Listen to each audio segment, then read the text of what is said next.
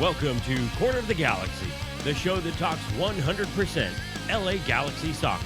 We're glad you could join us. Now it's time to sit back and relax as your hosts navigate through the twisting, turning, but never boring world of the five-time MLS Cup champion, LA Galaxy. Hello, everybody. Welcome to Corner of the Galaxy on cornerofthegalaxy.com. I am your host, Josh Guesman. Joining me, Mr. Jared DuBois, and we're going to get to him in just a second. But we have a great show recording for you on Thursday, August 10th. A lot to talk about. The LA Galaxy getting ready for a matchup against New York City FC, an Eastern Conference contender that's coming in on a hot streak. So we'll talk about that, but we also want to touch on the Portland game again and get Jared's views, and we're going to talk a whole bunch of other LA Galaxy news, including a deal that actually went down and maybe got the LA Galaxy some money. We're going to talk about possibly Jelle Van Damme still headed out of the LA Galaxy and how that could look, and all the updated details on that as well. But before we get to any of that, let's welcome back the man, the myth, the legend, the guy most of you guys have been waiting for since his departure. Back on the show for the very first time in a long time there, Jared, since preseason. Mr. Jared DuBois back in the house. Hey, Jared. I take issue with one thing in your intro. Yes. It's not time to sit back and relax. It's time to stand up and be heard. Oh, it's time to get angry, excited, jumping. I don't know if it's time to be angry. I mean, there are people angry out there. Right. There's plenty of people angry out there. Right. But I just think that if you're sitting back and relaxing at this point in the Galaxy season, there might be something wrong with you. Well, I mean, to be honest with you, Jared, is there much to get excited about? In a negative connotation, yes. Oh, okay. I mean, about as excited as you would, like, if someone blows a call or something like that kind of excited. Right. It's a tough time to be a Galaxy fan. I think the last time I felt this way was 2007. Okay. I think that was the first year the Galaxy ever missed a playoffs, if I remember correctly. It was 2007. That was Beckham's first year with us. Yeah. And it feels like it's gonna be that kind of year, man. It feels. Here's the thing, though. I'm probably not nearly as excited or agitated or frustrated or as angry as a lot of the listeners to the show. And that's mainly because this is what I kind of expected for this season. You can't look at what happened last offseason and start this season thinking that you were going to have a good team. It was never going to happen. Right. The pieces that's like saying, like, I'm going to carve Mount Rushmore and all I have is a chisel. Right. Now you're going to need some dynamite. You need something explosive. You need some power. And the Galaxy just don't have that. You can't lose the people that the Galaxy lost last offseason and think you're going to have a good season this year. It's just not going to happen. But the scary thing right now is the Galaxy are going to look like they may even lose some more pieces. And one of the biggest pieces they have, which is Jelle Van Damme. Yeah, I mean, it certainly looks that way, and you know, he's been a guy who has been suspended now for multiple games throughout the season, so I guess the Galaxy are sort of used to playing without him. But what kind of captain does that make him to you? No, see, that's the problem, and it's certainly something we've discussed on the show a whole bunch, is the fact that Jelle Van Damme has not acted like the captain this year. He was more of a captain last year. Maybe he doesn't need the burden, but he was a different player last year too. So is he running? Is he running? He running from the commitment? I don't know if he's clearly there's off the field issues that have been messing with his serenity here in Los Angeles. All right, and you know, there's the whole backstory on Jelle Van Damme, and lots of people have heard this, is that you know, his divorce seems to be finalized, and basically his kids, who still live back in Belgium, aren't going to come out and visit all that much anymore. Basically, his ex-wife says that's not going to happen, and so whenever you're separated like that, like he was last year, and they came out and visited, and they came out and visited again this summer. If you follow him on Instagram or on Snapchat, you certainly saw that and all those things. But this is a guy right now who feels torn between his kids and his job, and unfortunately, even being in Los Angeles, it's not even like you're 8 hours away, Jared. You're like 11 and a half hours away from being home. So I think that's weighing on his mind, and I think that has been weighing on his mind this season. So it's not an excuse. Get that, but I don't think, like you said, none of that was new starting the season. Maybe you don't say yes to the captain's armband then. Right. No, maybe I'm being unfair. No, the flip side of that is maybe you don't say yes to the contract, and you don't say yes to the raise that you got. Right? He's on the second year of a contract, but he got a significant raise. Basically DP salary. Yeah, basically a DP. It was more of a TAM. It was a fake DP, faux DP. Bought down DP salary. Right, exactly. But I mean, you know, ultimately here you're looking at Jelle Van Damme being unhappy, and if he's unhappy, and clearly losing is making people unhappy too. So I think that has a big part to do with it as well. I don't think you're as depressed or as upset if you're Jelle Van Damme if you're not losing all these games as well. Which begs the question then, if he's gone, you've got to do this soon. Yes. It's got to be now because you're not going to finish the season with Dave Romney and David Steres at the back, are you? Well, with Steres and Dennis. yeah. I mean, you could absolutely. I mean, here's the deal. You could, but it doesn't. You're not going to get a playoff spot. Yeah, exactly, and that's sort of the question right now is whether the LA Galaxy could be a playoff team. They got Jonathan Dos Santos in now. That was their big DP signing, and we can discuss about whether or not we think that that's DP worthy or star worthy or LA Galaxy worthy or anything of the above. Because I would suggest that it isn't. But if he is the player that he's expected, and if you looked at, I think MLS ranked the top 10 best transfer window signings, and he was ranked number 2. And the only guy who actually played this season because they voted Villa for LAFC as the best signing out of anybody. But if you have it, then is he enough to get you into the playoffs? Is getting some of these healthy bodies back enough to get you into the playoffs? Because there's more than just Jonathan Dos Santos coming in. It's the fact that pretty soon you might get Baggio Husidic back in the next couple of weeks, and everybody says, Ooh. I know exactly how exciting. Except that the LA Galaxy were playing pretty well with him whenever he went down. So it's equivalent to soccer Ambien. Don't get me wrong. He's a perfectly good, acceptable player. It's like, okay, I'm gonna talk about a couple of things that people aren't gonna want to hear. Yeah, go for it. Do you remember approximately 3 years ago? Do you remember me telling you what you didn't want to hear, that we needed to sell Sean Franklin high? Oh yes, I remember this. And you remember how unpopular that was? I know you haven't been listening because you've been a busy man. Do you remember how right I was? No, I have brought that up many times that you said to sell Sean Franklin. Do you remember last season I told you need to sell Gyasi Zardes, and people thought I was crazy. People probably did think you were crazy, but you were absolutely right. After 2014, I'm going they to tell you something now. Right. And LA Galaxy fans are not going to want to hear this. Yes. You have to sell Emma Boateng. Ooh, I was going to say you either sell Boateng or Leggett. Those are the two that... You can't sell Leggett right now. He's an injured player. No teams. You're not going to get full value for him. I think you will get full value because people will say that there is a potential in him, and they know he's injured, and they think they're going to get a steal. But I think you're still going to get full value. You can't keep them both, though. No, you can't keep them both. With the addition of Jonathan Dos Santos, you've got Alessandrini. He ain't going to sit. You got 2 Dos Santoses for the price of 5, and you're not going to sit them. And so that leaves 1 midfield starting position available.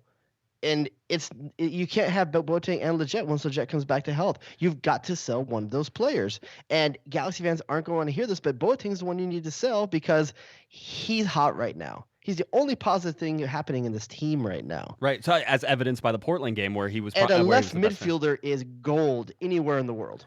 Well, here's the thing.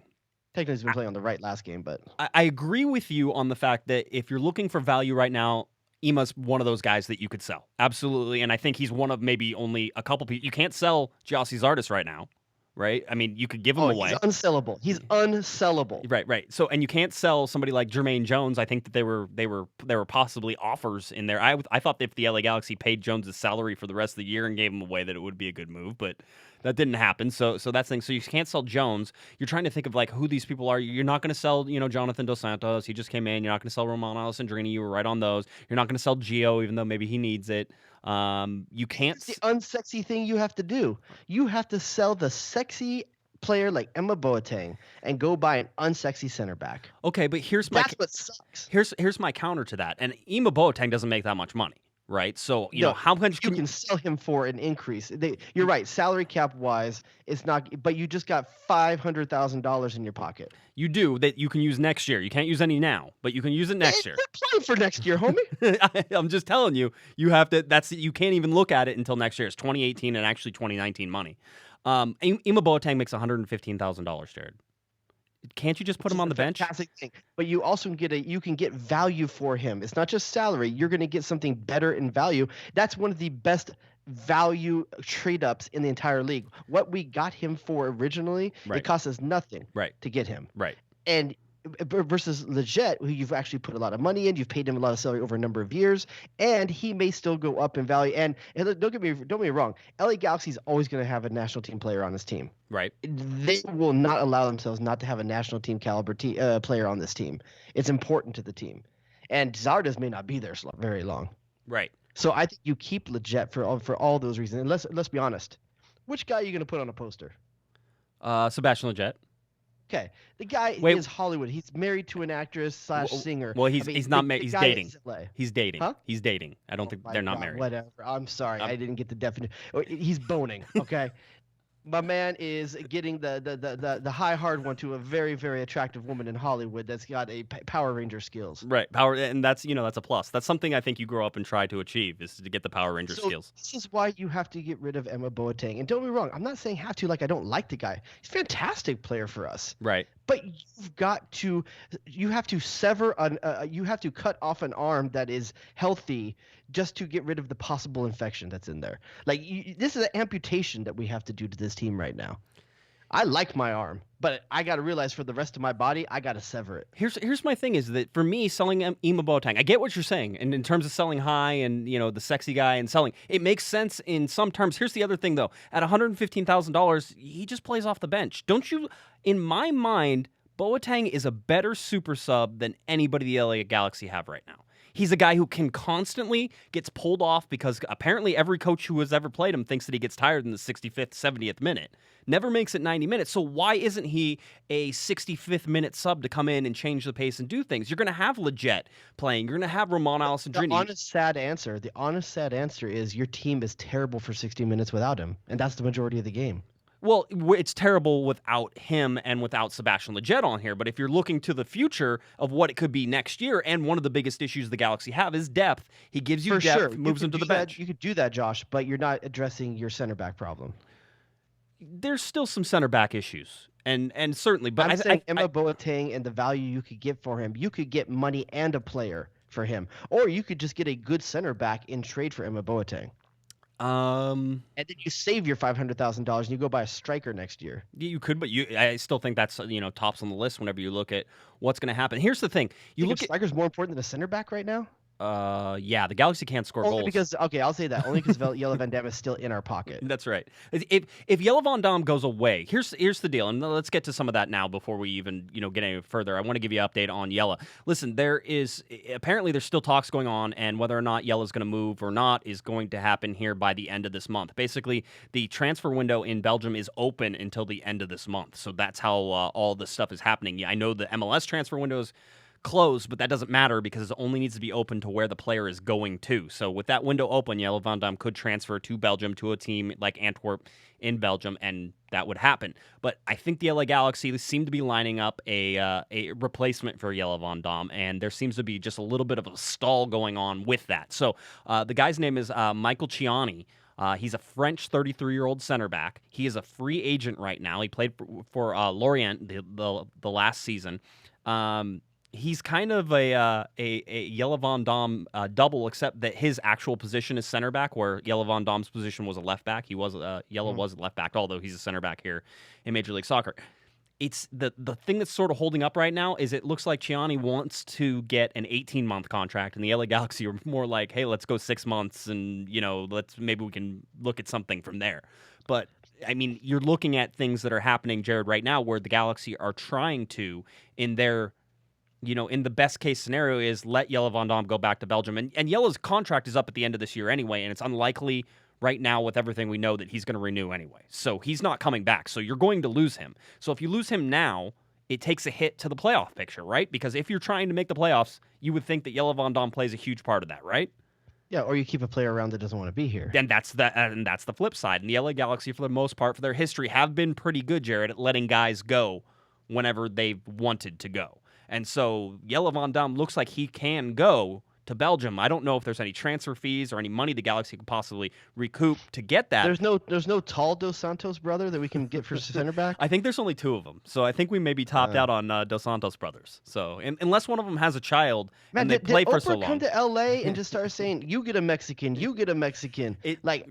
It's like LA had to battle with the Vela signing. Guess what? Galaxy fans don't care about that Vela signing. Yeah, no, they don't. Well, I mean, they do in the fact that all LA Galaxy fans wanted a striker. I wouldn't want him either. Give me a striker.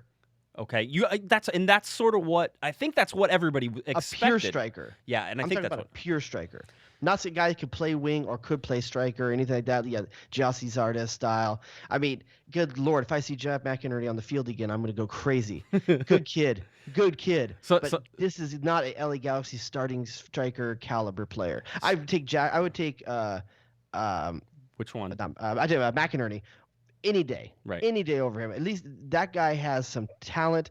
I think he's just been unlucky so far. I'd give him a few more games. I think he works hard. I think he's a smarter soccer IQ. He's good at finding little spaces in the box.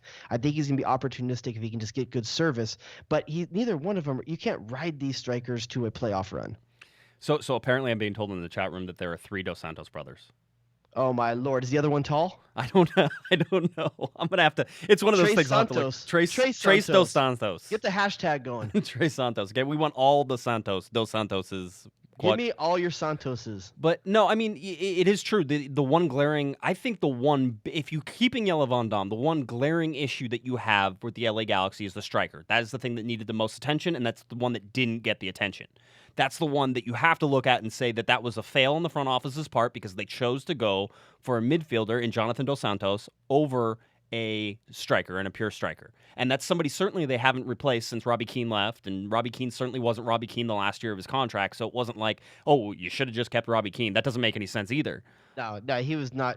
Robbie Keane wasn't an answer this season either. It was good to cut ties with him. It was the appropriate time. Yeah, it was the appropriate time. It probably would have been the appropriate time the year before, but you couldn't do that based off. You know what the proof of that is? What? Not a dang other MLS team picked him up. He's in India right now. That's right. Do you remember the name of the club that he went to in India? They have some European names. Always like it's like Sporting Calcutta. If I make a joke, it's gonna sound racist, so I'm not even gonna try. I understand. No problems. But no, it's all he knows is my man's in the middle of India right now playing. He is in the Indian Premier League, which lots of people would like to make fun of, but they have a ton of money there, and obviously the population that surrounds them, they're hoping that can grow and be a thing. It's really sort of on par with what MLS tried to do years ago in a little bit different way, more European-centric, but still they have a bunch of older European players playing there. Robbie Keane is one of them, so it makes some sense. But anyway, getting back to the LA Galaxy, if you're going to lose Jelle Van Damme, you're going to need somebody in as that center back because I think, and I've talked to a lot of people, you're going to lose Ashley Cole after this, Jared. He's not going to stay around because I think he has possibly a chance at one more contract, maybe in the championship in Europe, and that will put him next to his girlfriend, I believe. I think you could keep him. I don't think he wants to stay. I think he does want to stay because the team's not winning. But I don't know that you could. Do you want to do that to Ashley Cole? Do you want to try to possibly make him come back for this next year? Here's why I do, because otherwise I don't trust this front office to not think that his replacement is going to be Robbie Rogers getting healthy. It ain't going to happen. Okay, I don't think Robbie Rogers is ever going to play soccer again. So I don't think they think that. I do think they think that Dave Romney is the answer at left back for them. I think that he's the left back of the future. That's why having him at center back is not an option in the long term here, and why I don't necessarily like playing that way now. Listen, I don't dislike Romney. I do like Romney. I think he's played very well in the spells that he's done. But I can't stand that this is like we're forcing this Los Dos thing down our throat right now. Like I get it. The goal for this is to develop first team players. Hey, we've got a few of them. None of them are good enough. Right. Let's just say it. Let's say it. Name me one Los Dos player that came into the season to get the team this year that has been good enough. No, I don't think anybody is. But I'll say this in their defense. None of those guys were supposed to be playing that much this year. And none of those guys... I don't think that's true, dude, because they came into this season saying, we're going to get value out of our second team. We're not spending money. So how can you say that they didn't think they were going to get these guys in there playing? Because almost most of their starting lineup, they were missing 12 people at one point, and then they had to play all the young guys. That's how I know their starting lineup did not consist, at least not wholly consist of those players. So you knew the best lineup whenever they started the beginning of the season, and it did not consist of all of those Los Dos players. Jack McBean was probably the guy up top that they wanted to get the most out of, right? But instead, you've been playing the younger kids with each other on a team in Major League Soccer. Listen, a USL team is not going to be able to compete against an MLS team, and that's what the Galaxy have been playing for most of this season. In fact, I even see Twitter messages right now saying that this season is over, we should give the young kids a chance. And I just wonder if those people didn't watch the first half of the season where all that happened was the young kids getting a chance. I mean, at this point, if you're going to say the season's over, then it doesn't. There's a line of thought there that is somewhat correct. Obviously, you're not going to do that wholly because you're not paying these guys big money to just sit on the bench and let these young kids play. Right. But let's just talk about the starting 11 this weekend against Portland. Mhm. Okay. Yep. I'm going to run through a few of these names. You tell me if they will be with this. They should be, whether or not they should be with this team next season. Right. Assuming your other players come back to health. Is this realistic for me? Is this like what I actually think or what I think the Galaxy will do? Like if I'm asking you for your opinion. Okay, I'm ready. Okay. Gyasi Zardes. Will he be with this team next season? No, he shouldn't be. Jermaine Jones. No.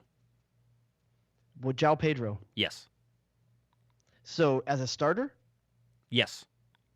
So you're going to sit Jonathan Dos Santos? How does he fit into Jonathan the lineup? Dos Santos and João Pedro will play together. You're going to have Sebastian Lletget or Ramon Alessandrini on the left, and whichever So one will play you're the saying right Giovani dos Santos is a striker for this team? I'm saying that he's going to play in the same position he's been playing the entire year, which is that false nine area. Not even, I guess the false nine, more like the drop back 10. Well, it's a false nine because we don't have Yeah. a false nine would imply we have a real nine, which we don't. So you're right. He's just playing withdrawn forward. Yeah, he's a withdrawn forward, so he plays underneath. He's a midfield / forward guy, so he's the connection in between, or he's supposed to be. So in your opinion, João Pedro is good enough to be a starter in MLS for the LA Galaxy? Yes. Mm-hmm. Okay. All right. Yeah.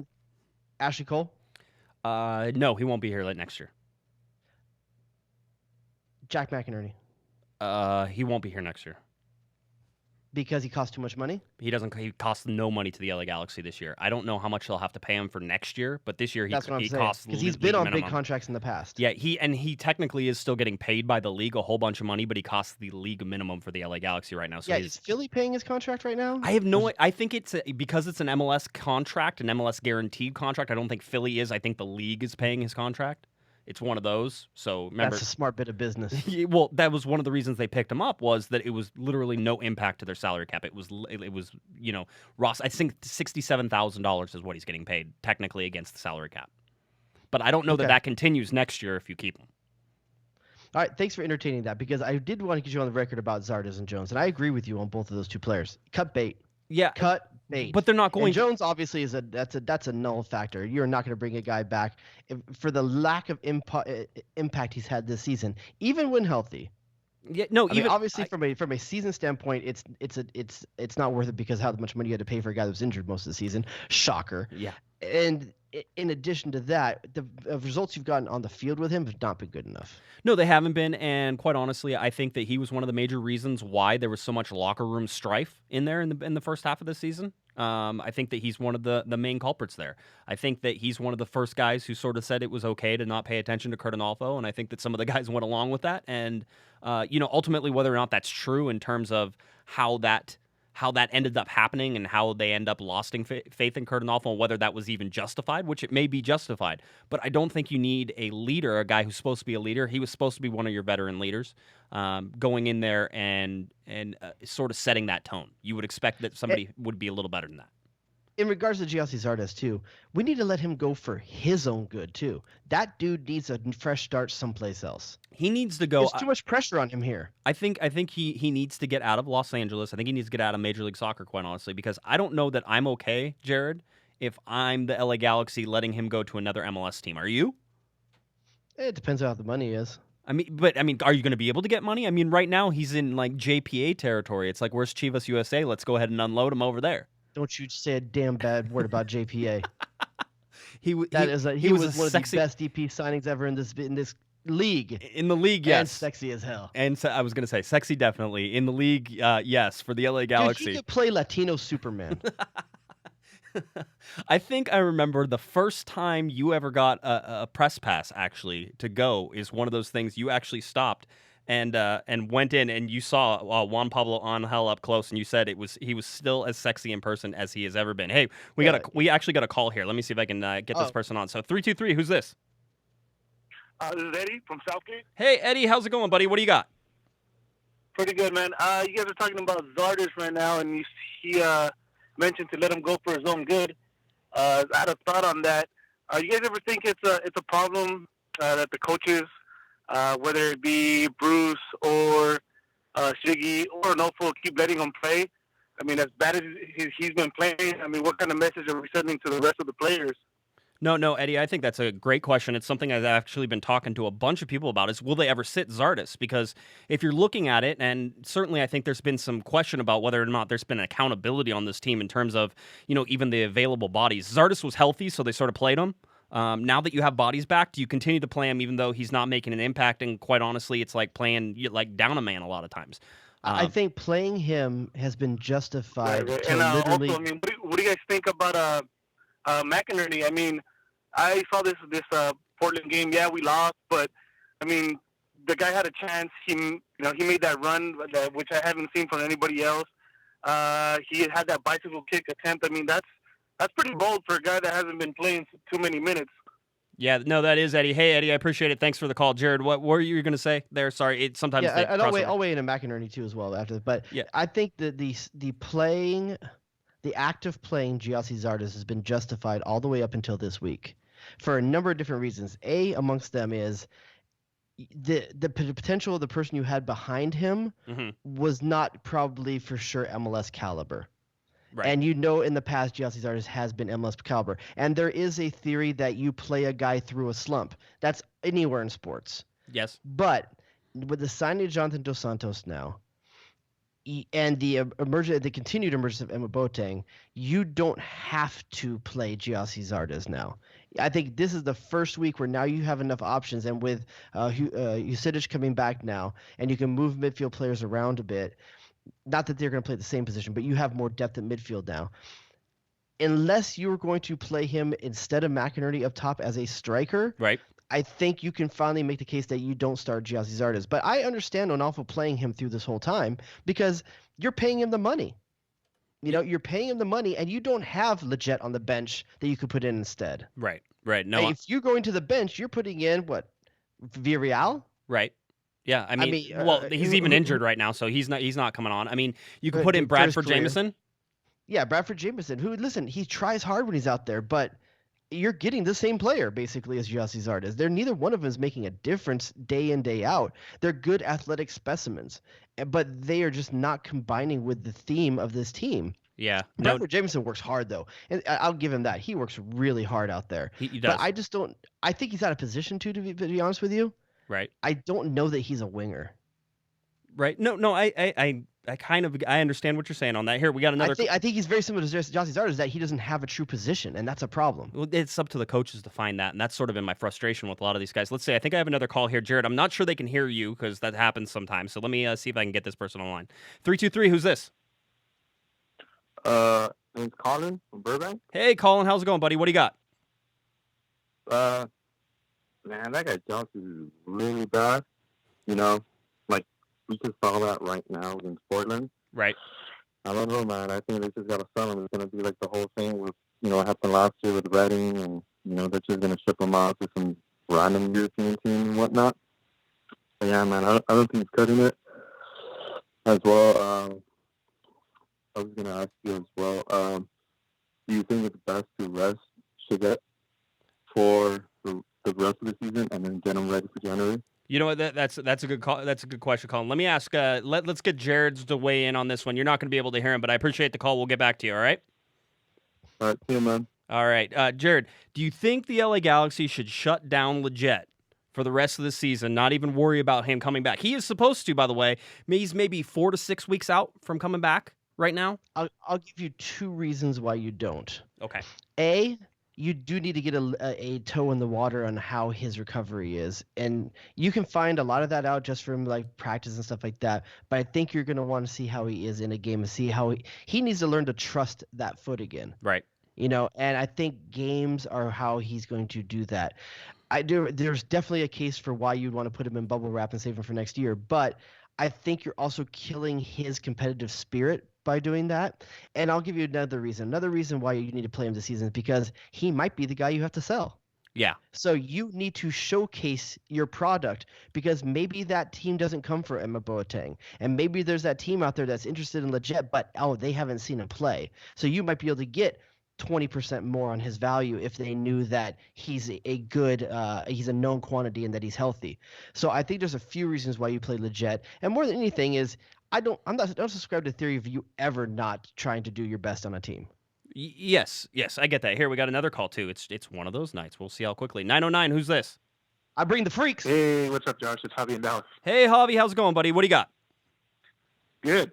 Hey, no, I'm excited to hear the pigmentally challenged input from some of the other Galaxy supporters, and I say that just because it seems like with all the pandering to certain fan base that it would be nice to hear from some other people, I guess. But anyways, waiting on Zardes, I think it's time to cut the noose, cut him loose as well. I think that now that Giovani and Jonathan are in, with Roman and Leggett coming back, Zardes kind of loses his place in my mind. But yeah, I definitely think that would be not such a bad thing. Yeah, I know what you're saying here, Javi. Thanks for the call. I appreciate it. Can I follow up on that real quick? Yeah, go for it. It could be a good thing for Zardes to lose his place. I think he needs to compete. I think he needs to compete. I think he also is. I think the pressure of being that starter right now is totally in his head. Totally in his head, thinking he has to carry this team somehow. I think put him in for a sub a few times. Maybe he gets a goal with less pressure on him. Maybe he comes in fresh and uses that athletic ability that we all know he has against tired legs, and maybe you're doing him a favor by putting him in that position. Yeah, I mean, by the way, that guy take like 2 minutes to call us white. I think Javi did, but that's okay. I mean, he don't know I'm white. Actually, listen. I'm not. There's one of us that's wearing boat shoes right now. Which one of us is it? It's me. It's me. Okay. That was a good call. Good there's pull. A for sure. Right. Oh, come on, dude. It's a weekday. I know what you're wearing. Okay. So listen, I get it. I might be white. My man might be white. I'm from the IE. I got some love. I got some cred. Okay. So don't just tell me like I got the white point of view.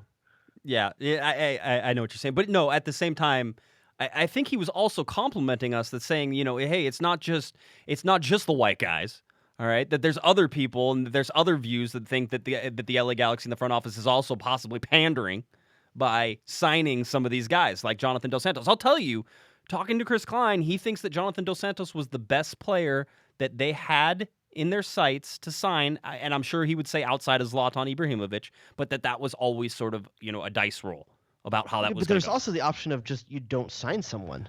Well, okay, so here's the deal, and this is a good segue here. I wanted to get you to go off on VAR, but before we go there, I wanted to talk because you talk about why they signed somebody, maybe why they didn't, and clearly I think in their mind they thought they needed to sign somebody this year, one, to sort of rinse some bad taste out of LA Galaxy fans' mouths, all right, and hopefully to get the team, obviously to make the team better, so that was good too. But the other reason was because we all knew this was happening, that it was going to come out with season ticket holder renewals.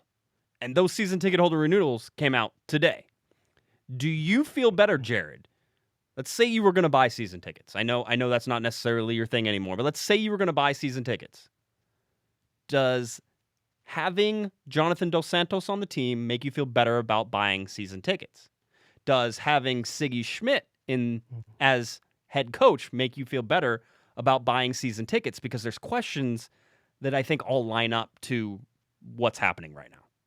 No and yes. No, so Jonathan Dos Santos doesn't make me feel more excited or make me want to buy season tickets. Ziggy Schmid, however, does. Right. Because Ziggy Schmid is a known quantity to me. Listen, you're not going to find Ziggy Schmid is LA, Southern California soccer for 2 decades. Mm-hmm. A lot of guys, there might be Galaxy fans that may not. They may only know Ziggy Schmid as the joke of a guy that wears a scarf all season long in Seattle, overweight, whatever. Ziggy Schmid was a big part of Galaxy history. And for those of us that have been around long enough to remember it, it actually gives me a little bit of peace of mind. Ziggy Schmid makes sense for all the reasons Bruce Arena made sense for the U.S. national team. Right. And I'm not sure. I haven't heard the shows. I don't know if anyone's made that point on this show yet or not. But he gives you a level of comfort that he can come in and hit the ground running. He knows this environment. He knows that, yes, the pieces are different. It's a different front office, all that stuff. He knows the guys that are running the youth systems in California. He knows the guys that are running the college systems in California. He knows this. He's been through this. Whether or not he can get this team to high levels, I don't know. But in terms of who else you had available, LA Galaxy demands a high-level caliber coach that's been there, done that. We don't just bring in random dudes outside of Ruud Gullit.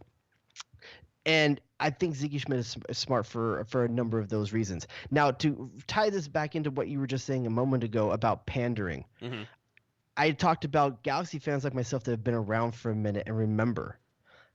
I've been around long enough to remember the last time we pandered. I remember when we pandered by getting Jorge Campos. I remember when we pandered by getting Carlos Hermosillo. And even those two weren't that bad because those players did decent for us. The ultimate Mexican pandering we ever did was Luis Hernandez. And it is symptomatic of a old view that LA Galaxy used to take, that for some reason we have to pander to the Mexican market. I get it. We have to be attractive to them. There's a difference between being attractive and pandering, because you know what we did when we got Luis Hernandez back in the day? We sold Clint Mathis. We sacrificed, once again, a healthy piece of our body to pander to a myth in LA that the Mexican market will show up if we bring this player in. Maybe they will, maybe they won't. Here, guess what? We technically filled stadiums for years without it. Right. So just because there's another team coming in, all of a sudden we think we have to go backwards? We don't have to go backwards. We are the big swinging thing in Southern California. We may not feel like it right now, but we've been there. We've done that. I'm not worried about LAFC. Let them do their thing. That's cool. Do your thing. Be the hipster millennial team of choice. Cool. I'll enjoy your beards. LA Galaxy is something different. Let us be something different. Don't worry about that. You know what will get people in the seats with LA Galaxy instead of LAFC? Results. Get me a team that was going to win. Up to a certain point. I still don't believe, and so far I've been proven 100% correct, that you can get people in the seats without having a true star. And I don't think the LA Galaxy have a star. And I don't think they have anybody to build this team around. Even Santos is a star. He's not a star. He's not a star. He may be a star to certain segments of certain people who have seen him play overseas, and maybe you get some European. Josh, he's a star. You know why he's a star? You know how I know he's a star? How? Because people that I work with that barely speak English, they have one thing they can talk to me about now, and they want to talk to me about it. Yes. Well, but don't they say that Giovani's playing? I'm not saying they're going to buy tickets. But I'm saying that he's giving the team interest. And like I said, there's a difference between catering and pandering. It's a good thing to have someone that's going to represent your community. But when you're buying Jonathan Dos Santos at a position you don't need, that's pandering. Even though Jonathan... And that's insulting to the market. Wait, even though Jonathan Dos Santos is the better of the two Dos Santos brothers. Well, then you should have made a different decision last year. I agree with that. I agree with that. That's the situation we've put ourselves in. Maybe he is the right signing, but the unfortunate thing for LA Galaxy, and the unfortunate thing for Pete Vagenas and Chris Klein, is that you could make the case that it's pandering. You could make the case that it wasn't needed. I 100% agree with that. I will say this, though, if you're looking at what the problem is with the LA Galaxy, there's a bunch. First of all, there's a bunch of things, but one of them is that Giovani dos Santos doesn't show up and actually produce for the LA Galaxy. He did last year up to a certain point, although I would say even though he led the team in both assists and goals, that it was still a pretty underwhelming season overall in terms of what he did. He scored a lot of those goals in multiples and a lot of those goals in games that maybe were already decided. You don't have anybody like, and you'll go back to it, like Robbie Keane or like Landon Donovan to score clutch goals right now. You don't have anybody to score goals. So if you're bringing somebody in, if you're taking somebody out of this team, Giovani dos Santos is one of those guys. You were asking me who should be on this team and who shouldn't be on this team next year. Giovani dos Santos shouldn't be on this team next year. All right? He doesn't do enough. He doesn't show up enough. He isn't that guy that you need to see and you can depend on day in and day out in order to get goals and to do something productive for the team. He's supposed to be a 10. He's supposed to be creative. I'm unfortunately split on this, and I hate that I'm split on this because I totally see your point, and there's a huge part of me that agrees with you. But I know I'm where you're going going. to say because here's the thing. Here's why we're not talking about Alessandrini and why we are talking about Dos Santos. What's the difference between these two players besides the fact that he's got a few more stats this season? What's the difference between Dos Santos and Alessandrini with your eyes? Oh, Alessandrini, 100% hustle. Exactly. But it's not even just the hustle. It's his attitude. It's the way that he attacks. It's For sure. Yeah. That guy came here to be a DP. Yep. That guy came here to be the guy. So there is a part of this that Gio has to own. He has to own that. He has to own the fact that the fans aren't dumb. We can have eyes. We know. Give me all the stats you want. Give me all the Opta stuff you want. I don't give a crap.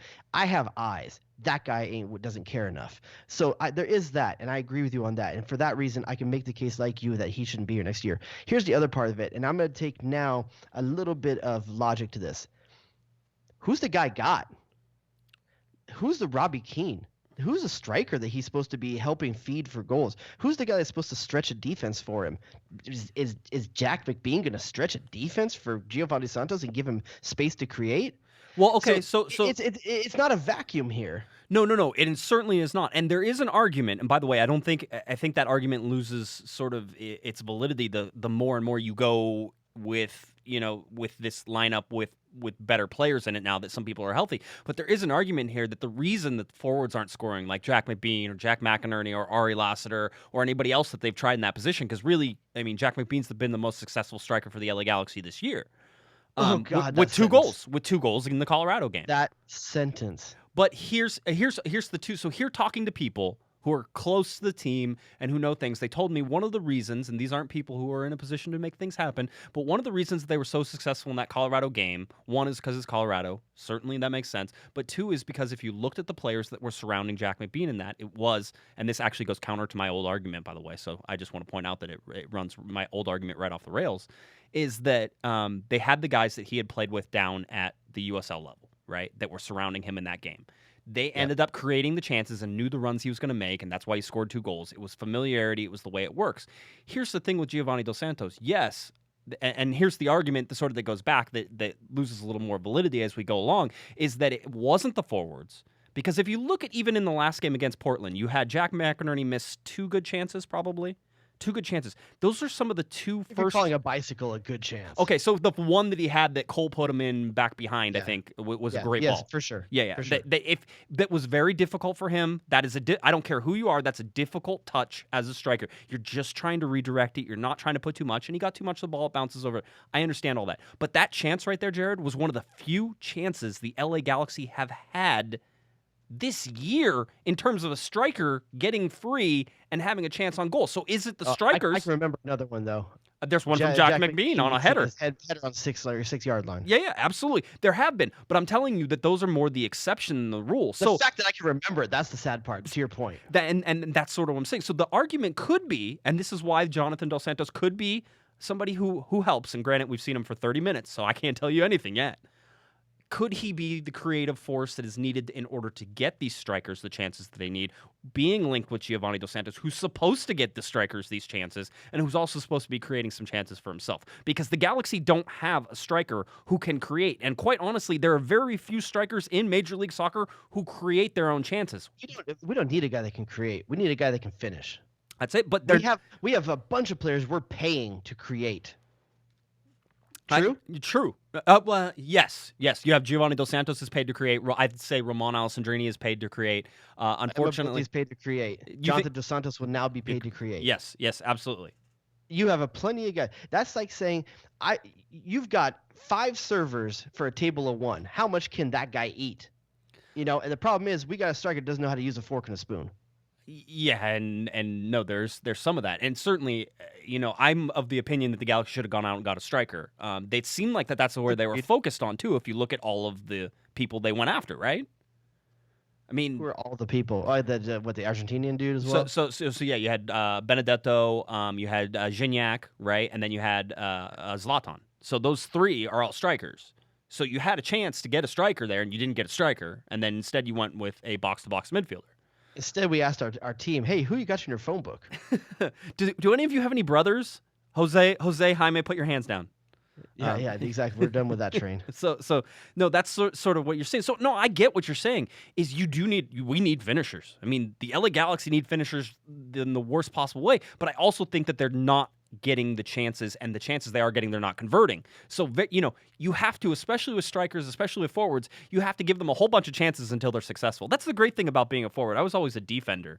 So you make one mistake, Jared, as a defender, and you're horrible. But you make 99 mistakes as a striker, and you put one in, and you're the best thing ever. That's just the way. That's the way that their life gets to be, unfortunately. But that's how it all sorts of rolls. All right, let's go on. Let's talk some other stuff. This has been good. I like this. This is what I miss, Jared. This is why people are glad to have you on here. You're gonna be at 300 shows soon too, huh? We're actually going to be at 500 total. So wait, sorry, what is this 290? Oh, because you do the two other. Yeah, because I have the two other shows together. Yeah, so we're closing in on 500 shows. How much do you think you and I did together? Close to 200, maybe over 200, maybe more. It's a lot. Man, I'm rusty too. I'm rusty. It was funny when we turned this on. Like I only use this microphone now when I play like Dota 2, and I have to push a button to talk. So when I first started talking to you, I felt like I had to push a button. I'm not used to this anymore. This is I haven't been in like doing shows for like 2 years. I know. It's been a little time. It's been a time. That's all right, fun though. I'll open up the phone lines again for one last chance here as we sort of roll through the other stuff. So 949-734. People got something to say about VAR. I don't think they do. I think you were the only one who's really upset about VAR. It's the worst 3 letters since HIV. All right, hold on. We got a call in here. Let's see if we can get this person in here. 310. Who's this? Hey, it's Davis. Hey, Davis. Davis writes for Corner of the Galaxy, a very good up-and-coming writer here, Jared. I know. That dude sounds like you're working a minor. Yeah, hey, I am, absolutely. Davis, you can't hear Jared, but he's making jokes, so don't worry. What's going on, Davis? All right, so I did want to talk about a few things. So, number first, Gyasi Zardes. Yes, I do think that, yes, he's had a poor year, but as both Jared and Scott both say, everyone goes through slump years. So right. Zardes had a decent 2016. He had a good 2015 and 2014. 2016 just hasn't been his year. Maybe it's time to maybe work with him on the side, and maybe he can get better for next year. Right. And another thing with Van Damme and Cole, yes, I do think they're going to leave as the end of the year, as we chatted earlier. So I do think Ronnie would be a great person for the future, as you said earlier, and we should find another person like Michael Ciani or someone like that for Van Damme. And also, as we've been going through this whole season, strikers. I don't know what this LA Galaxy front office isn't doing, but we need a striker. Right, and that's sort of the bottom line. All right, Davis, thank you. I appreciate the call, buddy. Well, I'll talk to you soon. I'll see you at the game. My man should be cleaning up on Galaxy groupies. When you got, listen, he's a young man. He's 15. He's 15, so he's 15. Yes, and he knows all of that. Like, he needs to be cleaning up on some Galaxy groupies. I'll make sure I tell his mom for sure. Okay, so Zardes is in a slump. Jared, is Zardes just in a slump, or is Zardes building off of a 2014 year in which he was surrounded by Landon Donovan and Robbie Keane, and that's the reason he was so successful in 2014? It's not. It's unfair to say that because he's done with the national team as well, where those people weren't part of it. Right. But so I mean, I don't think that's a fair assumption. I will say this: I don't think he's the caliber of player that will always be okay on his own. Right. He needs help. He needs players around him. He's not Landon Donovan who can like take a game over. You know, he's just not that guy. He is a good piece in a decent machine if you have one around him. Yep. No, and I think that maybe might be more to the point. All right, we got another one call here. 323. Who is this? Hey, Josh? Yeah. Hey, this is Ross from Riverside. Hey, Ross. What's up, buddy? What do you got? Hey, going back to the Gyasi topic. Yes. I think he should get, like this last year. I think this should be his last year. He should just play it and hopefully try to get anything we can from him and learn from our mistakes from Juninho and Omar, where I think we could have made way more. Right. But I didn't, And I feel like this is like our last chance to do that because he's still with the, he's been a part of the U.S. team. Right. I think we could kind of build up on that and try to sell him somehow, some way. So you think that they can sell Gyasi Zardes? You think that there is a market out there right now for him? I'm hoping that he might turn it around with these last few games, and hopefully they could, get something or anything. Well, if he starts to turn it around, though, don't you want to keep him then? This is always the sort of the argument is when you sell, when you don't sell. Nope, I've been burned. Yeah, I get that, but like the Omar thing, I think we like that last year. Right. He wasn't performing, and we should have sold him the year before. Sold him, off of like the World Cup, and he played there. Yep. I think we could do that with Gyasi this year. I think if we do that next year, I think it'll be a little bit too prolonged. And if he's making moves and he's making goals and assists, I think they should totally just try to sell him this year. All right. Get anything possible. All right, Ross. We appreciate it, buddy. Thanks for the call. To go back to a point I made earlier, Gyasi should want to move. Because here's the thing. Next year is 2018. What happens next year? World Cup. Okay, so is he going to be showcased, and does he have a chance to really stand out with the LA Galaxy given the track record he's had this year? He needs a fresh start to start someplace else and show I'm still that guy. The problem was them, not me. That's how I would be if I was him. Well, I mean, that is Ross was right on that in talking about Omar Gonzalez and whenever the LA Galaxy got rid of him, and it certainly was the time. And everybody goes, I've seen it. I see it a bunch of times. Never should have got rid of Omar Gonzalez. Right, and it was one of those things. Get rid of Omar Gonzalez was fine. Never should have got rid of Juninho. Well, even that, I mean, there was. I understand why he wanted to leave. It was one of those. I think he wanted to leave because we weren't going to pay him because we were going to bring old ass Steven Gerrard in. Yes, Steven. We didn't pay the guy that was good for us, that was loyal to us, that sweat for us. This is the problem LA has.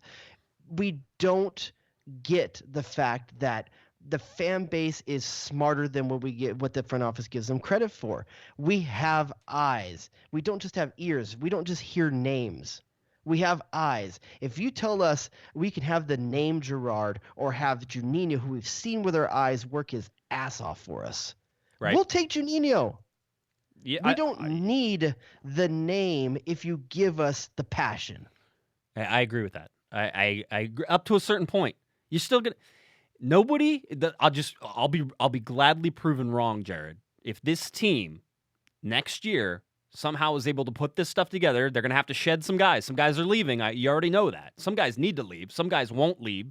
Some guys who you'd like to stay are probably going to leave. All those things are gonna happen. They put it together without what I consider a marketable big star in Los Angeles, and are able to put up a fight against LAFC with, I think, what they're gonna have big splashy stars. Then I will change my tune. But until that happens, I saw it before Steven Gerrard signed, and I saw it before whenever Giovani dos Santos was here. It took Gio and Steven Gerrard to fill up StubHub Center. All right? Gio doesn't do it by himself, and Jonathan does. We were starving for fans. We're coming off 2 championships in 3 years. You were coming off 2 championships in 3 years, but at the same time, your attendance didn't show 25,667 every game. Your attendance showed 21,000. 22,000. You're not selling out StubHub Center. Are you telling me you can't find 25,667? I don't think if you brought in Zlatan Ibrahimovic, you would sell 25,000 tickets per game. You're on drugs. That is the most ridiculous thing I've ever heard. LA is too saturated to sell out that stadium every game all season long. No. Yes, during the midweek, I agree. That wouldn't happen. Here, we got another call. 626. Who's this? Hello. Hey. Who's this? Hello. Who this? Hello. Who is this? Hello. All right. There we go. That was fun. All right. No, back to this. I love that game. This is fun. Knock, knock. Who's there? What he's doing is he's on your side. He's saying that's the sound of the echo from all the people not in StubHub Center. That is exactly what that sound was. Okay, now I got it. All right. Yes, and people in the chat room say, Josh, the games have been at dumb schedules. Yes, that is certainly a part of it. Some of those Sunday afternoon games, some of the midweek games, those stink, and that's not fun. The league's always going to do that. Of course, because it's nationally televised games. Yeah, and that's where your money is going to be. So I certainly, and games at 12 p.m. There's right. The best time for a game in Los Angeles is the 7:30 p.m. kickoff on a Saturday night. That is absolutely that is the best one, and that is the one you're going to do the best. That is where you have a chance at selling out. But there's no reason. Zlatan, then the Wednesday night's great, right, Josh? No, the Wednesday night, I'd guarantee you get like 25,000 people with Zlatan there. Hold on, we're gonna try one more time. 626, who's this? Okay, can y'all hear me? Yeah, we can. Just make sure you turn down your radio or your computer. All right. Chill. What do Are you we still talking about Zardes or not? Of course we can still talk about Zardes. This is your show. What do you want? All right. Check this out. Zardes. This is the reason. Robbie Keane is the reason why Zardes is what he is right now. If it wasn't for Robbie Keane, Landon Donovan, he would have never pretty much signed. He got too much into his little comfort zone. Right. Where he relied too much on those two strikers. So what he should do is, I don't know, he needs to, grab himself by the nuts, play a couple of more games if he's trying to make that World Cup squad, because I want him to make that World Cup squad so we can get him off of our team, get some money for him, and we don't suffer like we did with Omar. How did Omar sell for? How much was it? Like $700,000? Yeah, it wasn't a ton of money. It was not that. Yeah, much. I know. And then was it Par Areola? He's getting almost $3 million. $3 million coming back. I mean, so yeah, but I'm talking about the whole total of that, and you're gonna try to tell me that Areola is really that much better than Omar? No, I don't think that's the case at all. Yeah, he's way better. Yeah, you know what I mean. So I don't know. Someone needs to instill that confidence back in Zardes. I don't know. He might need to get a couple more perms, or I don't know what it is, for him to play back to something. But then it all falls down in we need another player to take that leader role, because that locker room problems that they're having right now, it's affecting the team. Yeah, and it's between mostly Van Damme and Jermaine Jones. Yep. Jermaine Jones needs to, he needs to stay in his lane. Like LeVar Ball told that one chick on Fox Sports, stay in your lane. Yeah. That's what he needs to do. All right. He needs to stay in his lane. This is Van Damme's time. But then Van Damme too, if he's gonna leave, just leave. Because if not, if he stays on this team, knowing the fact that I couldn't leave, what is he gonna do? Expect a couple more red cards from him. It's gonna it's gonna hurt us, the team, and especially the fans, because the players are here temporary. We're here forever. You know what I mean? I understand. I have a shitty year, that's it, and then we get to suffer. It's not cool. All right, watch the swearing. All right, thanks, buddy. Appreciate it. No problems. All right, we'll get all that. If anybody was listening, no swearing on the YouTube show. Right? I'm thinking about it as I'm listening to my man talk right there. First of all, anyone that starts off their call with "check it out," I'm always you're there. Down and to listen it to does set the yes, table yes. nicely, doesn't it? As soon as someone starts a conversation with "check it out," like I know something good's coming, right? But here's what I was thinking about as I was listening to him. Have you ever seen Gyasi Zardes mad? No. That's a problem. It seems like he right? should be mad. He's almost. I wonder why he doesn't get mad. He's almost too level-headed. Does that make sense? Because you don't really see him up and you don't really see him down all that much. I mean, there's some disappointment whenever he misses a shot. You can see that, but it's never like it hits him that hard. You know what I mean? Like take a foul and get mad. Miss a shot, get mad. Have your teammate miss a pass to you. Get mad at him. Robbie Keane would gesture like he's trying to land a plane at LAX if someone had a pass 2 feet off. Mm-hmm. Now, granted, Zardes doesn't get to have the swagger and like the clout that Keane has. Right. Get mad. Right. Show some damn emotion. All right. I know what you're saying. All right. This is gonna be our final call of the night, because we'd have to talk about New York City FC a little Jared bit. brings the freaks, baby. I guess that's how it goes. All right, 323, who's this? Hey, this is Scott from LA. Hey, how's it going? What do you got? Hey, all right, man, we're talking about New York City now, right, man? All right, look, put it this way, man, check it out, look, man.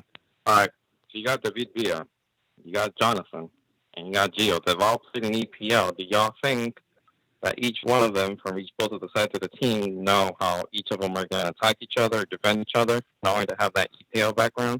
You get what I'm saying? No, I know what you mean. Yeah, because they're familiar with each other. I don't know if you're going to see that, because I certainly think that David Villa is the better player out of those three players, right? I don't think that's a stretch. I think everybody can sort of agree with that. My one thing here is that we don't know how Giovani dos Santos plays with the LA Galaxy, so I'm not even sure that he's going to be able to think about, sort of how they're going to be able to play and mark up. I do put some faith in Siggy Schmidt being able to craft a game plan around being defensively smart with Villa.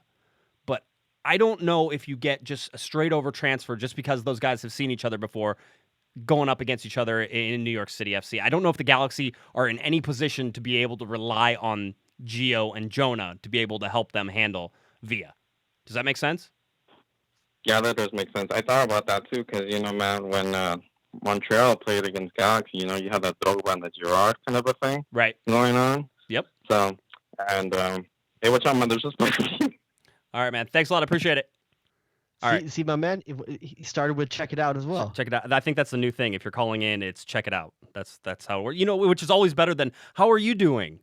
Everything like I don't. Am I on? Am I on? Is it first time, long time? No, because here's what I like about check it out.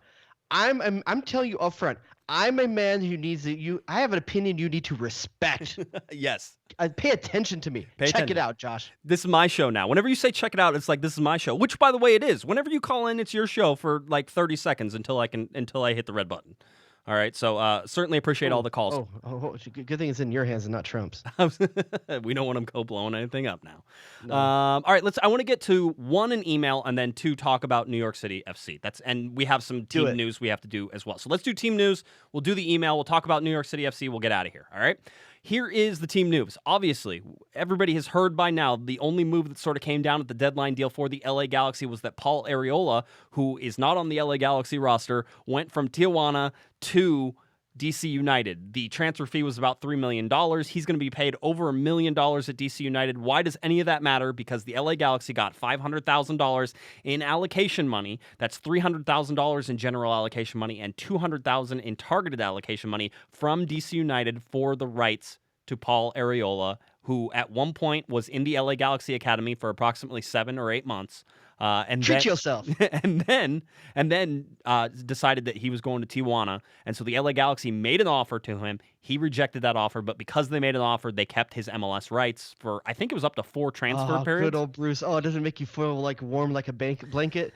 Bruce got us $500,000. $500,000. That was Bruce Arena's job right there. So yeah, got $500,000. Here's the thing about the TAM. I want to clear it up because it was not clear in the LA Galaxy's press release, but it did come out in MLS Soccer. All this money is future money. You cannot use any of it right now. It is 2018. So there's basically the $300,000 of general allocation money. $200,000 of that will come in 2018. $100,000 of that will come in 2019, and then the $200,000 of TAM is all 28 TAM. All right, that question 2018. For you. Yes. Mm-hmm. Would you rather have Jonathan Dos Santos or a homegrown player coming back to the Galaxy in Arriola? I was thinking about this because there's certainly a lot of people were saying, well, you could have just paid Arriola TAM, and you can't because he's making over $1 million. So targeted allocation money, you would have had to make him a designated player. So are you okay with Paul Arriola being your designated player instead of Jonathan Dos Santos? That's the question that you have to ask yourself. Why are you asking me? I asked you. Okay, well, I'm telling you right now, I think that Jonathan Dos Santos... Don't be a fence post sitter. I think if Jonathan Dos Santos, I think he's the better player. I think he will be the better player. I don't think you're paying him that much. But there's part of me that just wants the LA guy back. I get it 100%. It's like Joe Corona as well. It's like those guys that were LA Galaxy Academy guys that ended up going to Tijuana and didn't come. See, man, why we get I feel like the Galaxy are the guys at the club that they own the club, right? They own the club. Right. But 2 a.m. hits and all the hot chicks leave with other people.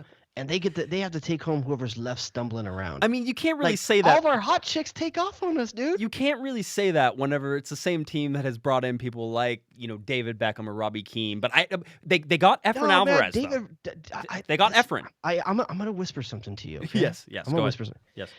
Jack McBean's a 2 a.m. chick. He's a 2 a.m. chick, man. Listen. He might look good under the right circumstances, but you're probably inebriated if you're thinking that that's your starter. I think that I always thought that he was going to be able to take over sort of the role that Alan Gordon served in terms of the super sub guy. I did not expect. Ain't no Jack McBean taking over Alan Gordon. That's a kid playing a man in a man's costume. Oh, see, I disagree. With all the success that he had in USL and all the goals that he scored, he was prototypically even better than Alan Gordon with his feet, but hasn't been able to hasn't been able to reproduce it in Major League Soccer. I'm still waiting for it. I still think I'm going to be right about Jack McBean, by the way. I still think I'm going to be right. By right is what? Is that he will end up being sort of that late game guy who you put in whenever you're actually winning a game, who can hold up the ball, and then who can also come in late whenever you need a goal and be sort of that guy. Oh, so you think he's literally going to be Alan Gordon? I really do think he's literally going to be Alan Gordon. I do. Oh man, he's got some hair to grow then. I do. Quote it, just like Charlie. Here's the thing. He might be because you know who else sucked when they were around that age? Alan Gordon. I was gonna say snowshoes. And also, this goes along with my same predictions as Charlie Rugg being Rookie of the Year. All right, so just. Oh Jesus, I about peed myself when you said that one day. Like, I was on the air with you, and the look on my face, you're lucky I wasn't on video. Because, like, I must have looked like I smelled a turd on my desk. Like, I couldn't believe you were saying that. Yeah, I know. It's okay. I was close on that one. Like, just a little off. Really close. That was the equivalent when your homie picks, like, that weird pick, number 1 overall, like in the fantasy draft, where everyone knows who the number 1 pick should be, right? And he goes and yells out some weird name, like a kicker or something like that. Yes, yeah, yes. exactly. I understand what you're saying. All right, let's get to emails real quick. This is an important one. I wanted to put it in there because lots of people are talking. The season ticket renewals came out today. Somebody emailed me. They're not happy, all right? And they said, this is Brian from Huntington Beach. He says, "Hi, Josh. On tonight's show, would you please touch base on the following?" He gave me a list. There's 6 items. 28 season ticket member pricing increases, season ticket member benefits or the lack thereof, the Chargers' impact on the pitch for MLS matches, the prison jail yard look and atmosphere of the old tailgate supporters, family, and friends grass area. Number 5 is NFL's Chargers' already negative impact on the MLS supporter fan family experience. And number 6, the fact that the Galaxy's front office really doesn't give a rat's about the season ticket members, supporters groups, old and new Galaxy fans. It's totally apparent. It's just a total NFL money grab first and Galaxy and MLS second. Thanks, AEG and Galaxy. I'm almost done with this Galaxy 2.0 experiment. 2018 better be more than spectacular, and when the NFL finally vacates StubHub, home of the LA Galaxy, it better be the end-all, be-all of Major League Soccer. Keep up the good work, COG team. Thanks, Josh Bryan in Huntington Beach. Brian is a little frustrated with some things, and I think that he's right. I think he's got some great points. Here's the stuff. Now, I went out and I actually asked, because this is part of what I think you guys asked me to do. I asked about the season ticket increases and what happened. So, on average, season tickets went up 2% over last year. All right, 2%. 2%. A lot of tickets stayed the same prices. I don't have the exact numbers of what stayed the same. I know the supporters group's tickets stayed the same. From the increases, if you did get an increase, the increases ranged from 50 cents per game to $1 per game, and that was the max. I was told was that $1 per game. Where am I gonna get 2 quarters? So you're looking at, if you had, and it's 19 total games is what you get. All right, that's what I was told, 19. So it's the 17 regular season plus 2 others. And that basically, if you had 19 and it was $1, you're paying $19 more a seat. So it's about $20 more a seat is how it is. Okay, so that's how the increases went. Again, some people stayed the same. I think my seats in 108 actually stayed the same. I know the supporters groups actually stayed the same. So okay, I got a couple of things on this. Yes. One, please. The increase, not that big of a deal. Get over it, folks. Okay, here's the thing. From the Galaxy standpoint, it's not a good look to have the things going on there on now and have an increase out there. That's the problem. But let's be honest, it's like nothing. There's not much of an increase out there. Here's the problem. I think that a lot of people expected by how the LA Galaxy performed this year that they were going to get like a discount. And I was asking, have these people not been in MLS for any amount of time? Have they not been? Every season ticket goes up every year. Pretty much, it does. It either stays the same or goes up. I can't remember a time it ever went down. There was one, possibly one time where it actually went down, but I think it was for some supporters groups and things like that. So I think they adjusted. Let's say, okay, I'm gonna speak. Listen, for all the Corner Galaxy listeners out there, they're season ticket holders. I'm gonna let you in on a short little truth. It's always gonna go up. Just to get used to it. It's going to happen. Let that go. Let that one thing go. And let's look at the other bullet points. Right. So legitimate bullet points. Yeah. So the season ticket member benefits or the lack thereof. Basically, people are saying legitimate. Yeah. It seems like, and it's gotten smaller. I'll tell you right now that I used to go see Manchester United on the free. Yes, you did. Yeah. I've had tickets. Be honest, a homie used to go sell them and take his girl out to a nice dinner. That's exactly what went on. That was my reward. Right, no, and so that's gone. I mean, you don't have that anymore.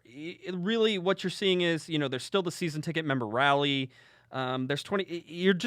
It's getting smaller, and I think it always sort of has been getting smaller. I know that LAFC certainly is preaching and pitching this, neighborhood sort of idea, and I understand what they're doing, and they're certainly trying to do it to counter, I think, what the LA Galaxy are trying to say, which is basically, hey, as we get more and more a major team, and as you look at any major league team in the United States, that it's harder and harder to offer these because there's more and more people interested. The fact that the LA Galaxy have more season ticket holders now, Jared, is one of the reasons that I think some of these benefits actually decrease. Whenever it was a smaller number, there seemed to be more of that because it's more difficult to offer all that stuff. I'm not defending them. I think that they've gone in the wrong direction on a lot of these things. Now, this is going to be somewhat different than what I was saying earlier when I was talking about Galaxy, LAFC, and what the Galaxy has to offer. That was on the field. Right. Now we're talking about off the field, okay? I don't begrudge a Galaxy fan going to LAFC. I don't begrudge them one bit because there are legitimate things going on that I would see being a turnoff to the average Galaxy season ticket holder. And if those things mean enough to you, maybe you should go. And maybe that seems like an odd thing to say on a Galaxy podcast, but it's okay. It's okay because here's the thing. Here's why it's okay. It's not okay, but it's okay. Because the front office has let you down. If those are the things you care about, and those are things that decrease the value of the entertainment that you're getting or the value that your family gets as a unit when you go to these things, you should go then. I mean, it's okay. You are paying for a service. That's like saying there's two movie theaters on the corner. This one still has old seats. The other one has ones that now recline.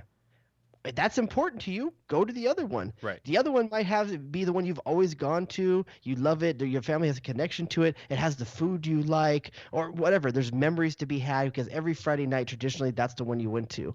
But if reclining seats are more important to you, go.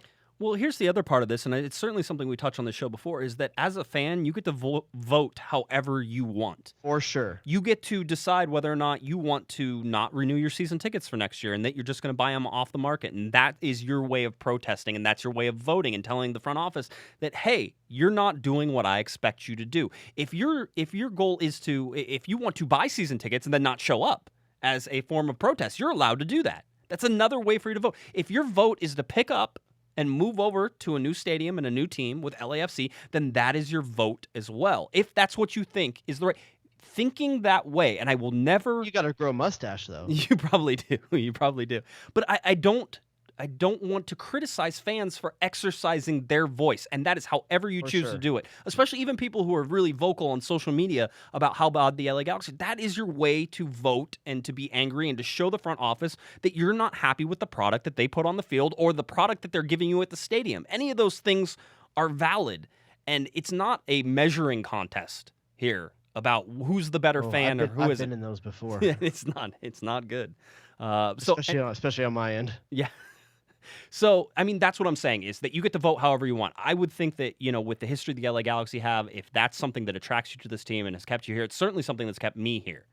That, having grown up and done this stuff with the team. The fact that for 20 years I've been supporting this team means something to me, and I'm not there yet. Granted, I'm also not going to the games because my lifestyle changed to a point where I couldn't do season tickets more. It's too far away from me. Now, if LAFC was opening at the Pomona Fairgrounds, which was one of the places Chivas USA talked about moving at one point, right? I might be considering because there is a value to the proximity, and also LA was my team because geographically that was the team that was closest to me in 1996. Yep. If a team opened in the Inland Empire, I'd have to have real considerations about whether or not I'm going to support that team because I'm kind of a poser if I go out to LA, right? I don't know. But every fan has a different set of priorities. For a lot of families out there, there's the dad wants to wear his Kobe Jones jersey still, and the family, it means something to them when they go out there and they have their seats that they've sat in for 10 years, 15 years, 20 years. Know everybody around them. The game with their family. Yep. Know everybody around them. Know where. I mean, there's certainly something to that, and I get it. Again, I'm not here to tell you how to support. But I don't think LA's done enough to court those people and make them. I think LA has, to a certain extent, has taken those fans for granted. And that is those long-term fans. Here's the thing. I think that if you're disappointed and you want to switch teams because of the product on the field, then I question that a little bit. Granted, I don't think the front office has done a great job. Every team's going to have tough years. But exactly. I mean, you look back at 2006, 2007, those are historically the worst years in LA Galaxy history.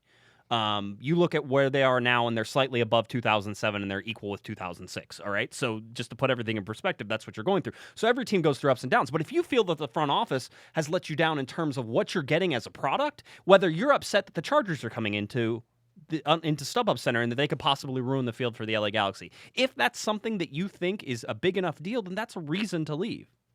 You can absolutely do that. You have expectations. If your expectations are not met, whether those are unrealistic expectations or not, that is your ability to vote on that. So that's sort of what it is. And part of it is that this league is changing. These teams are changing. There was a day where you could have a beer with a player in the parking lot after the game. That doesn't exist anymore, and that's a good and a bad thing. I mean, players used to know the fans by name. Yes. Because there weren't many of us. Right. You know, like there was and there was something about that. Like it was our league. It was our team. We fought this fight together, you know, to make this thing happen. But you have to let go of that as things grow. Yeah, someone's going to put concrete over some grass. And trust me, I think the grass was way better. Way better. Yeah, it doesn't look. We're talking about where the supporters groups now cheer, or I guess not cheer, but tailgate is concrete and it's got fences around it, and ultimately it was probably done for Chargers season ticket holders and what they're going to have with the Chargers tailgates. And here's the thing: who's to say that the Galaxy just doesn't use this? Who's to say the Galaxy doesn't take this money, say, you know what, we're going to be a whore for 2 years. We're going to take this money, and you know what? With this money, we're going to buy a jackhammer. And in 2 years, we're going to knock that concrete out and plant you great grass again and call it the LA Riot Squad or Angel City Brigade grass field, whatever it is. Right. And we're going to make it great for you. It's 3 years, you know by what? the For way. 2 years, 3 years. we were a dirty, dirty slut. And we took this money and we used it to do something for you. That's where I think there's a disconnect with the fans in the front office, is that they don't know that that is how they see this. Yeah, and that makes sense. It's 3 years, by the way. Now the Chargers are staying for 3 years. They got an extra year out of that because the stadium's not going to be ready in Inglewood. Is it Inglewood where they're building? I think it's Inglewood where they're building the new one. So anyway, just wanted to give you. No, that's what it is, Brian. I know we didn't touch on all of the things, but I thank you for the email. I think that if you're upset that you need to let the front office know, do that however you feel justified in doing so. And I think that in your email you touch on a lot of things that fans have been upset about, and I certainly think that is what it is. But I will say this: that if people weren't expecting an increase or you were actually looking for a decrease, then you don't know how major leagues work in the United States at all, or probably across the world, because I don't think tickets ever go down in price. They usually just go up. So that's how it's going to work, kind of regardless of what happens on the field. That's kind of how it goes. All right. New York City FC, let's get to this. The LA Galaxy currently sitting, Jared, in 9th place in the Western Conference. New York City, hot. Yeah, so hot. New York City FC sitting in 3rd place in the Eastern Conference, the better conference this year in Major League Soccer. Everything's turned on its head, Agreed. Jared. You stopped Agreed. podcasting and everything. I stopped podcasting, and all of a sudden, the West Coast isn't cool anymore. Yeah, and that's exactly what's happened. So now that you're back, I expect the Western Conference to suddenly surge and take back the league. But I'm gonna guarantee a win this weekend. For who? The LA Galaxy?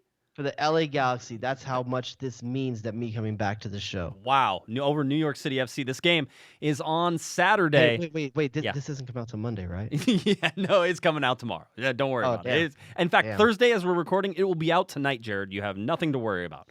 Yeah, I know. The LA Galaxy will take on New York City FC at StubHub Center, 8 p.m. on ESPN2, ESPN Deportes. This is a game that was originally scheduled for 7:30 p.m. and, of course, now is scheduled to at 8 o'clock. It was a switch, too, by the way. ESPN2 switched with Fox, just in case. Actually a good thing. Yeah, it's not a horrible thing. An 8 p.m. game is not horrible. It just means I'll be at the stadium just a little bit longer. But New York City FC is 12-7-4. They have 40 points. Your LA Galaxy are 6-11-5 for 23 points.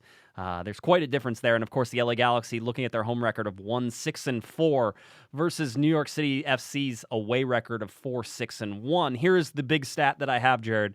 This is the most important one. As the LA Galaxy walk out on the StubHub Center on Saturday at 8 p.m., it will have been 128 days since the last time they won at StubHub Center. That's 4 months and 6 days.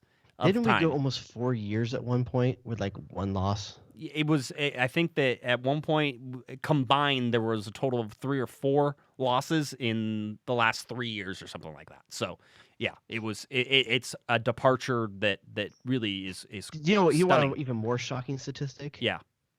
This is so far has been and may be the first time in 21 years that I have not been to a Galaxy game. Really? You think you're going to make it to one this year?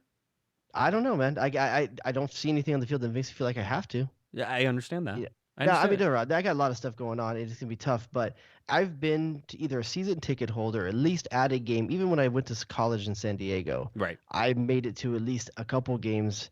And this season, I have not been to a game yet, and I don't know that I haven't chose wisely. Yeah, I was gonna say That's the messed up thing. If you're gonna miss a season, this might be it. Maybe the season's my fault. It probably is. That could be it because I've been at every game, and some of these have been. Hashtag get Rodius to the game. That's not a problem. Anytime you want to go, we can make that happen. But no, I mean this is an interesting game. This is a very hot New York City FC team.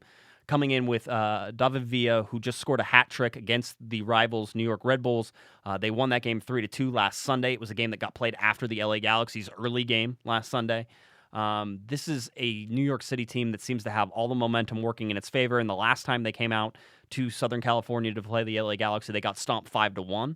That was a day I think Robbie Keane had a brace and Giovani dos Santos had a goal and an assist or something like that. So I wonder if 128 days ago I was on this show. No, it was before. You were preseason. Did I come into the periscope of the show? Perhaps you did. Maybe watch it on YouTube or something like that. Yeah, I don't know. I'm just trying to think. I think I'm the jinx, dude. It very well could be. You may have to get you there, but it's either me or Gyasi Zardes' right foot. I'm not sure. or Gyasi Zardes' left foot. Whenever you look at this game in New York City, they have a ton of talent, and you look at what the LA Galaxy have. This is going to probably be the first chance for Jonathan Dos Santos to play, to start. It will be his debut in Los Angeles. You think he's going to start? I do. I think he can go. He's technically in the off season, man. I'm not sure how he's going to be, if he's going to be up to snuff yet. He played 30 minutes last week. He got a full week of training this week. I think that if he can go 65 minutes, that's what you're going to ask from him because you need him on this field. He's your designated player. So who sits?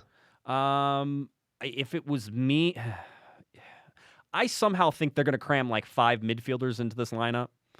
And Jermaine Jones very well could be. This is an argument going on right now that I do not like and I do not appreciate, and I do not want this to happen. But there's a big argument that Jermaine Jones may actually go back to center back to play in this game because Jelle Van Damme's still suspended. And that would get rid of one of your midfielders, so you wouldn't have to worry about that, and you wouldn't be putting somebody else. But it just doesn't make any sense to me. It's not the worst idea. It's not a great idea either. Jones, for everything that he gives you, in my opinion, the most going forward. Him defensively is a liability. He's not fast enough to keep up. He's rash with his tackles, and if he plays in a central defense pairing with Daniel Steres, who I'd imagine who he'd be playing with, I could see a red card happening.